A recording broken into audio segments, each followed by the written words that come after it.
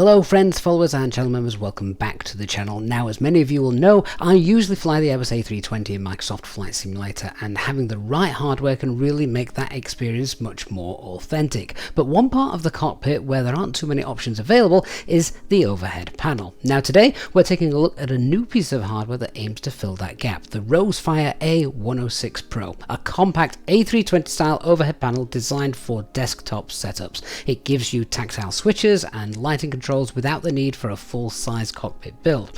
In this video, I'm going to walk you through how it connects to Microsoft Flight Simulator, show you it in action, and then I'll share my honest thoughts on whether it's worth adding to your home cockpit setup. And we also have an EasyJet SimPilot discount code as well, should you wish to purchase it. So, let's take a look. Now, let me start by saying that the delivery time on this was really quick, so that's good to know right from the off. As you can see, it all came packaged nice and securely, and upon first unveiling it and having a look, the first thing that caught my attention was the massive QR code, which we'll use for our setup later. But this is the unit, and on first impressions it looks alright. However, have a look obviously at the external light settings. These, very disappointed to see that they were not in the right orientation, and they actually twist quite easily, quite loosely as well, which obviously is not realistic. Having said that, there have been some 320s where they do actually twist in real life if they're not screwed in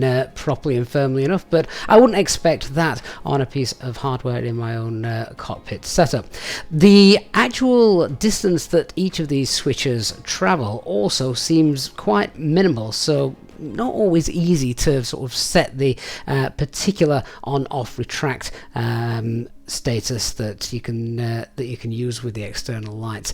The other switches for like the nose wheel, the wing lights, the little toggle switches, they're secure and firmly enough, as are the seatbelt signs, no smoking, emergency lights. Again, they are much stiffer and obviously in place, but again, there's not really much travel distance between them for the different states. What did impress me was these buttons, the push buttons that you get on the overhead panel. These feel really nice. Now, they are plastic, but I'm not going to have any complaints with that. The unit comes with its own USB cable, just a single cable required to power the unit from your PC. So now, getting the unit out to have a proper look, you can see that there is a rotary switch here on the left, and that will be for the backlighting and the brightness. It has a metal frame around it, so this unit actually does feel very solid and secure. It's obviously got feature mounts at the back as well, and the USB cable connects on the side. So in terms of how the unit feels in terms of build quality, yep, the metal frame really does help, and all of the push button switches, everything, are good to the touch. So now let's get connected by scanning that massive QR code. With the configuration, now, I'm a bit of a dinosaur. I didn't particularly like doing this. I had to scan the QR code with my phone, USB cable to the link my phone gave me, email it to myself because the link is so long, because it actually takes you to a Google and then drive up as many of you have. And this is where we can download the software for the product here, then the configuration files. Well, the software for the product is actually just none other than MobiFlight, so many of you building your own flight deck will probably already have this installed on your PC anyway, but the configuration files, of course, those we do need.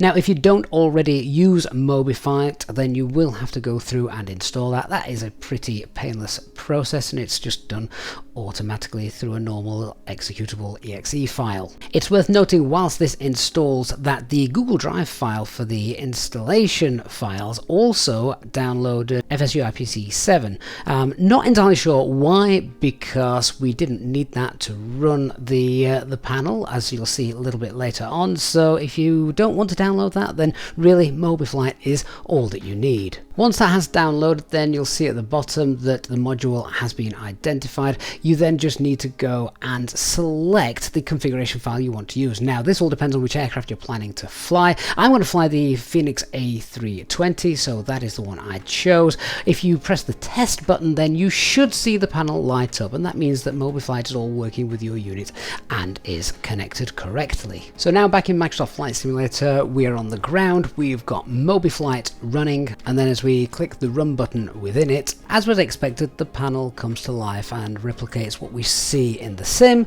here on the mini overhead panel. First impressions of the lights for the push buttons, really impressed. like them. They are the correct colour, even if they look a little bit off here in the video. I promise you that they are not. They look as they should, and as I said, it replicates what we've got in the sim. Now everything works and communicates with the aircraft as expected, so don't need to show you every single switch working, because it does. And I really do, as I said, like the feel of the push buttons, but still I can't really get over the lack of quality in the external lights section. The fact that they twizzle around, the transit movement of them just isn't really enough for me. Yes, it is a mini panel, so you're not going to have that much room for movement, but I have seen other panels this sort of size where it is just done a little bit better. And again, the fact that they do twist around doesn't always make switching them on and off as easy as it could. Now remember, we also have the rotary switch on the side, which moves a long way from off to on, but sadly it actually doesn't come on until right near the very end, so you don't really have too much of a distance again where the lights actually do illuminate. Perhaps again something that could just be a little bit better. It is usually sort of 4 or 5 different light setting stages. There's a bit of bleed through as well around the edges of the panel, which isn't great. The actual external light setting here and around the push buttons is fine, but around the metal casing that surrounds it, yes, you do get that bleed through, which in a sort of dark environment is going to affect it, and it doesn't affect what it actually looks like in the sim. So you would have to turn on the sim lights as well as your external hardware lights, as whilst your external mini panel unit might be backlit nicely, it means that your cockpit in the sim is actually still going to be rather dark. Now Rowsfire are new to the flight sim Airbus game, so this is one of the first units that they have released, but they also have lots more units available as well, which we'll have a look at in a moment. This unit costs $199. Personally, I think that's quite expensive for what we're getting. However, we do have a discount code where you can save yourself 12%. That code is EasyJet SimPilot, and information in the video description down below.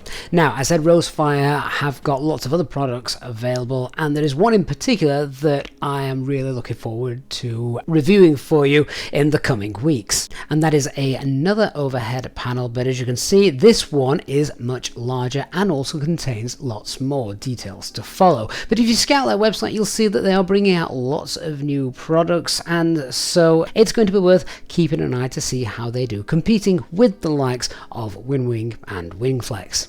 As always, would love to hear your thoughts on the product and what you've seen in this video, and if you've got any questions regarding the unit, then of course leave your comments down below and I'll be able to hopefully come back and answer some of those for you. Hope you have enjoyed this video, found it informative and useful, and if you have, please don't forget to leave that like, and also if you're not already, please don't forget to hit that subscribe button so you don't miss any of our future review videos and of course live stream flights. Thanks so much for watching, and I'll see you all again in the next one. Bye bye for now.